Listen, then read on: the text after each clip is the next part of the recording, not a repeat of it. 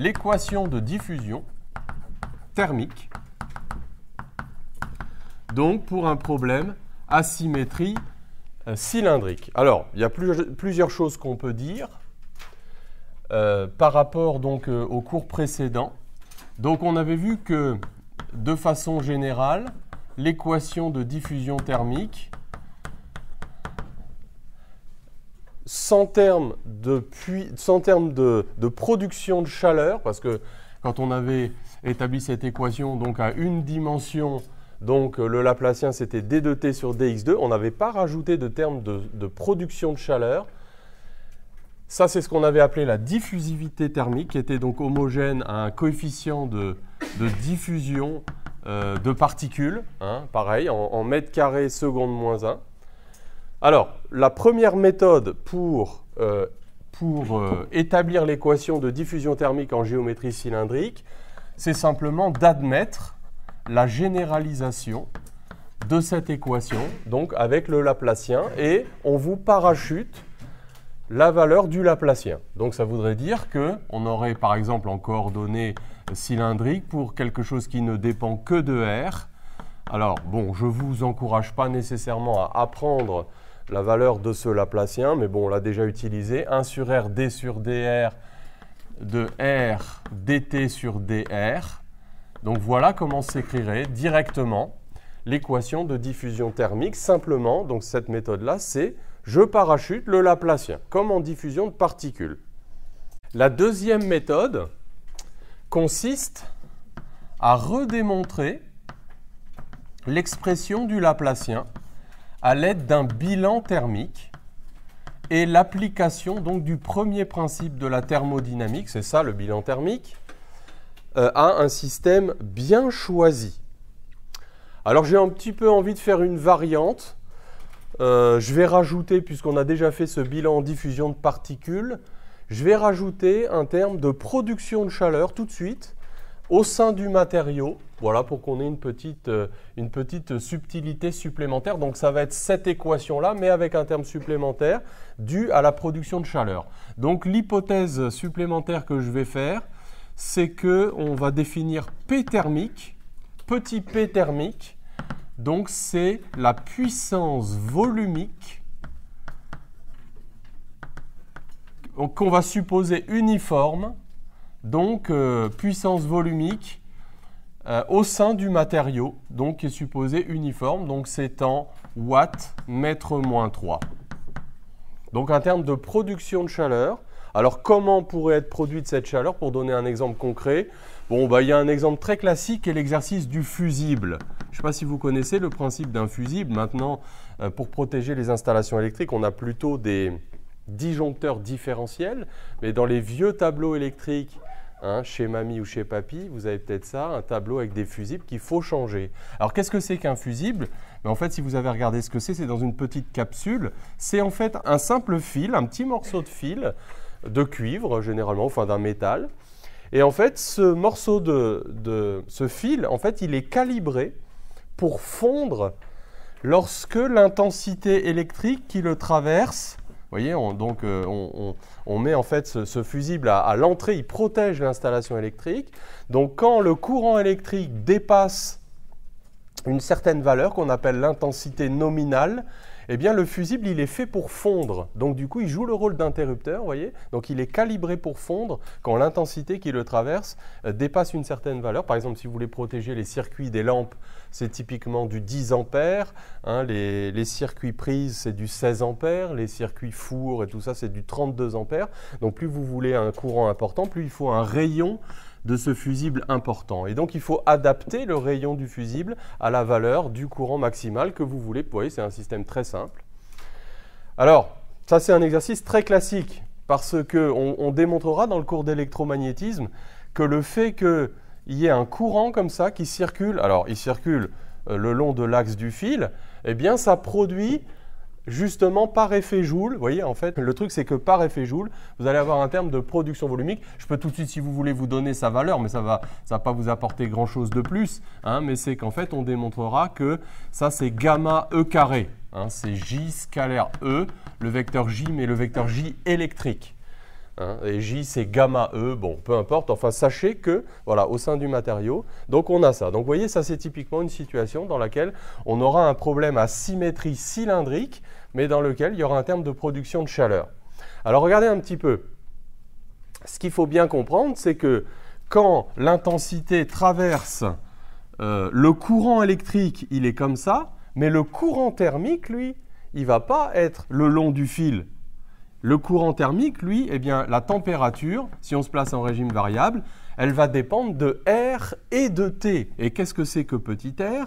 Eh bien, c'est le petit r des coordonnées cylindriques. Donc, ça veut dire qu'en fait, vous voyez, vous avez un problème invariant par rotation et invariant, on va supposer par translation, si le problème est suffisamment long.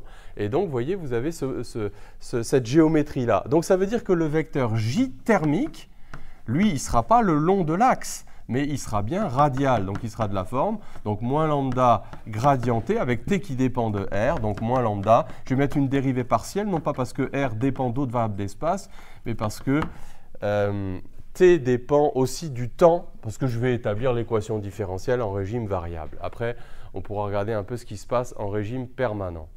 Allez, j'ai envie de rajouter d'autres petites hypothèses parce qu'il y a quelques pièges sur cet exercice. Regardez ce qui va se passer à la surface ici du fusible.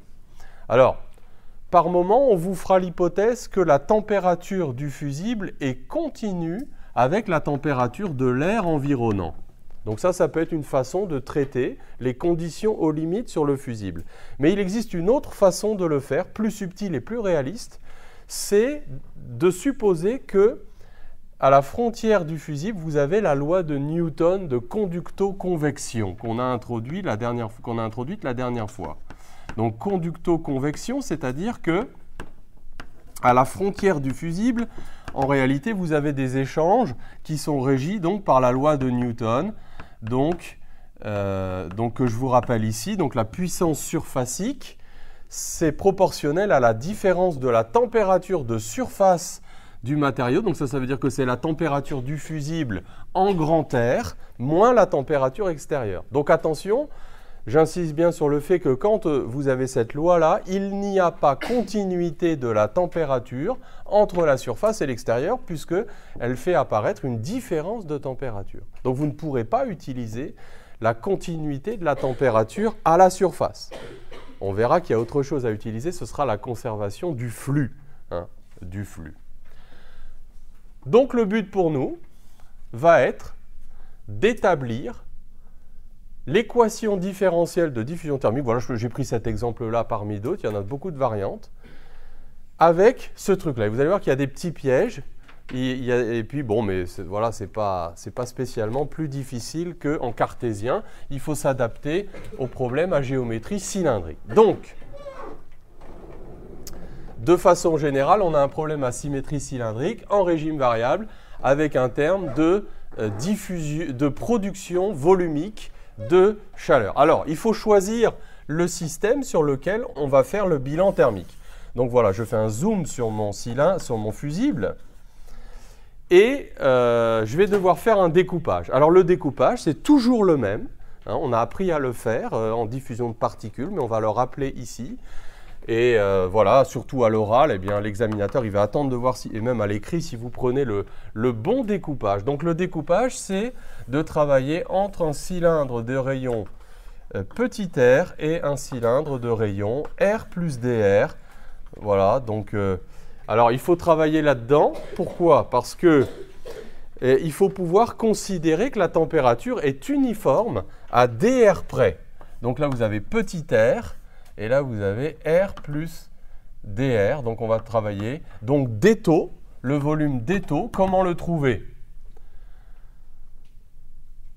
On a nos ciseaux. Ce n'est pas la peine d'intégrer des déplacements élémentaires en sphérique. Vous prenez vos ciseaux, vous étalez. Ça va vous donner le volume d'un parallélépipède d'épaisseur dr. Et puis les deux autres dimensions, ce sont les dimensions de la surface latérale de tout à l'heure. Donc le périmètre du cercle, 2πr, le périmètre intérieur, et puis la hauteur, il faut que je fixe une hauteur h. Donc sachez trouver très rapidement et très facilement la valeur de ce petit volume. Donc ça fait la deuxième fois qu'on le voit, donc je pense que ça devrait aller. Donc 2pi r h dr. OK? Alors, donc, il faut expliquer ce qu'on fait, hein. Donc on applique le premier principe de la thermodynamique. Il faut le dire, à des taux pendant dt. Donc comme d'habitude, dans tous ces bilans, il y a toujours deux choses qui sont élémentaires.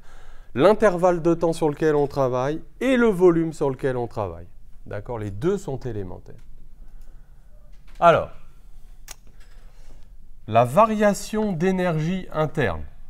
Allez, pour faire plaisir à Bastien, je vais mettre un D2U.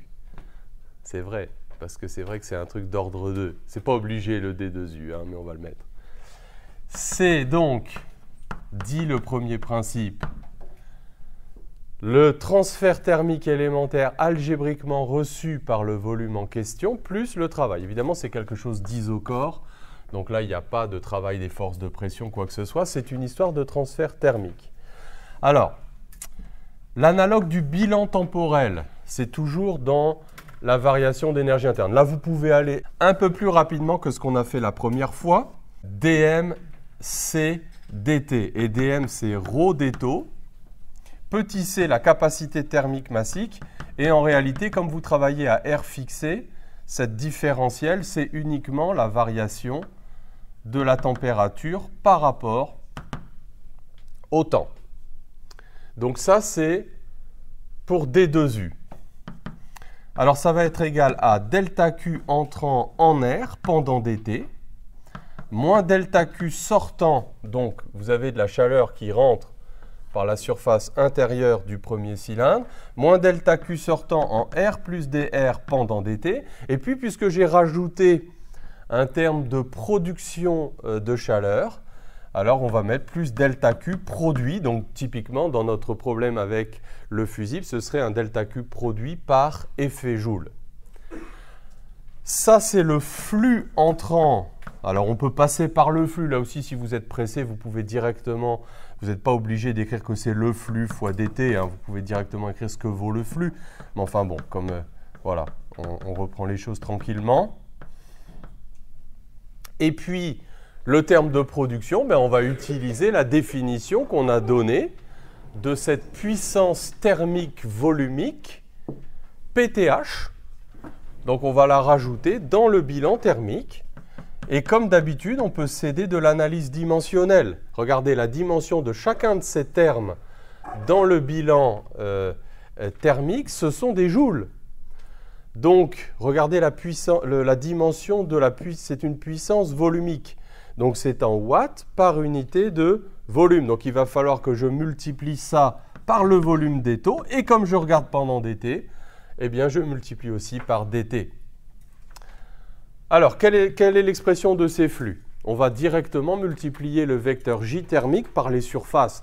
Parce que, en fait, quand on l'a fait tout à l'heure, donc ça va faire J thermique. Alors, en mesure algébrique, attention, on ne mélange pas les vecteurs, les scalaires et tout, faites bien attention à ça. Donc, J thermique de R et de T fois la surface latérale du cylindre intérieur, donc 2pi R dt, moins J thermique de R plus dr et de T, où j'ai oublié le H, 2pi R H dt, 2pi R plus dr H dt, plus, P thermique, donc 2pi R H dr dt. Vous voyez, simplement, on recolle les morceaux, voilà, très simplement. Alors, j'ai encore eu quelques questions là, à propos de rester groupir. Hein, petite question de Mathias, mais il a raison. Parce que, qu'est-ce qu'il faut faire? Si ça vous aide, posez la fonction f de R est égal à R fois JTH de R. Si ça vous aide de la poser, de visualiser les choses, il n'y a pas de problème, vous le faites. Parce que, donc là, vous avez cette fonction en R.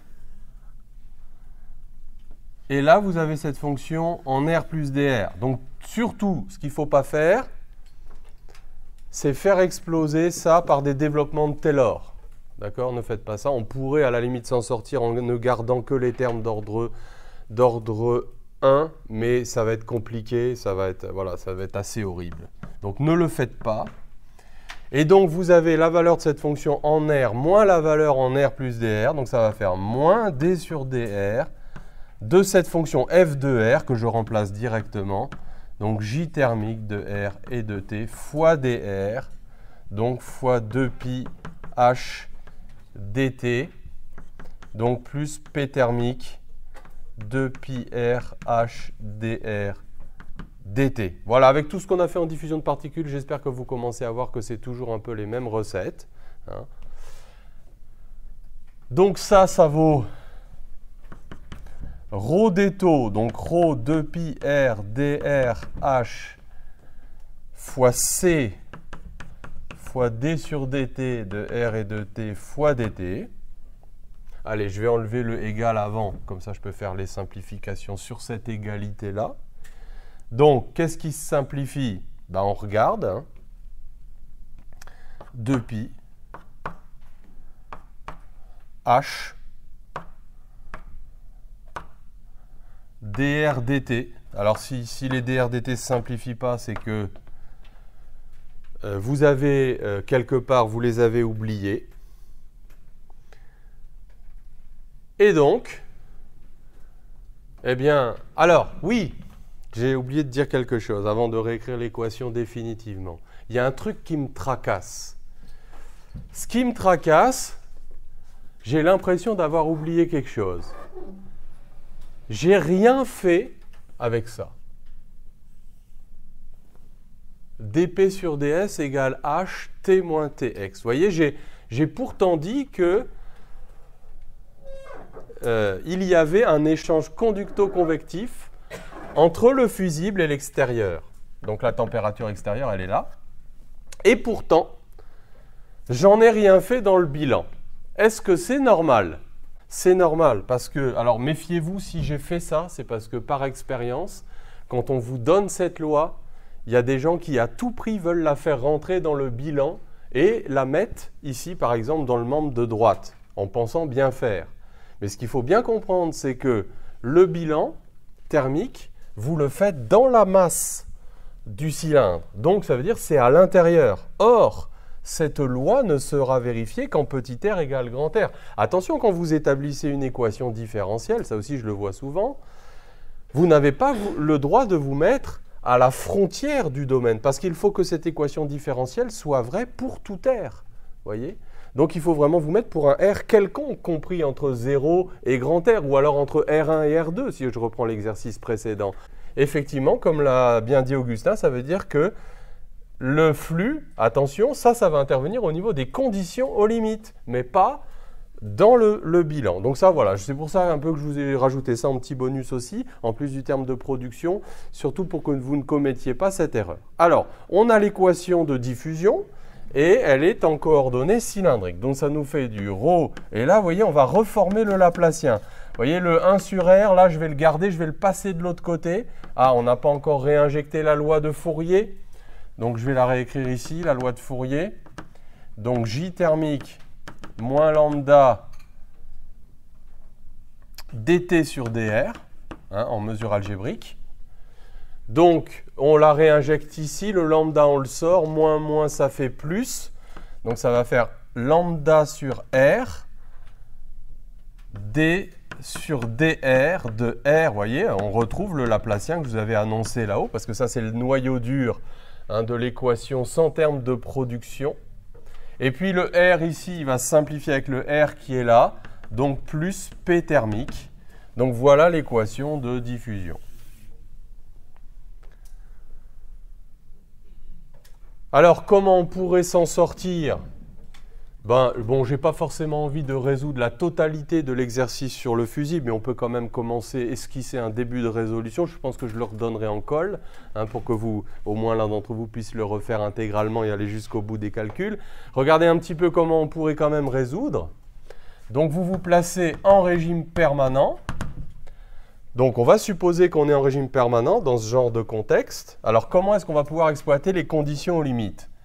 Donc, vous avez lambda sur R. Donc, si on est en régime permanent, je peux mettre des dérivées droites. D sur dr de R dt sur dr va être égal à moins P thermique. Je le passe de l'autre côté du signe égal. Alors, la technique, attention, hein, c'est comme en diffusion de particules. L'erreur à ne pas commettre serait de faire exploser cette dérivée. Surtout, ne le faites pas, ne dérivez pas ça comme un produit de fonction. Non pas que ce soit faux, mais vous allez aboutir à une équation différentielle non linéaire que vous aurez beaucoup de mal à résoudre. Donc, vous dites plutôt que d sur dr de r dt sur dr, vous restez groupir. Voilà. Vous intégrez une première fois. Donc, R dt sur dr est égal à moins P thermique R carré sur 2 lambda. Vous n'oubliez pas les constantes d'intégration. Je divise par R. Ah, alors est-ce que vous vous souvenez de ce qu'on a raconté en diffusion de particules? Là, il faut faire attention. J'ai divisé par R. Donc la question que je dois me poser, c'est est-ce que le domaine dans lequel je travaille, R égale 0, fait partie, parce que vous voyez tout à l'heure j'avais intégré entre R1 et R2, R ne pouvait pas valoir 0. Mais là, le fusible, par exemple, il est défini pour R compris entre 0 et grand R. Donc R égale 0 fait partie du domaine d'intégration. Donc là, physiquement, ça va être à vous de dire que comme R égale 0 fait partie du domaine d'intégration, je choisis K, la constante, égale à 0. Donc il faut surtout, attention, ne l'oubliez pas, parce que ça n'aura pas la même valeur juste de... Évidemment, si vous l'avez oublié, ça a le même effet, hein, mais ça ne rapporte pas la même chose. D'accord? Donc, par un argument physique. Alors, pourquoi est-ce que K doit valoir 0? Vous voyez que dt sur dr est directement relié à la définition de J.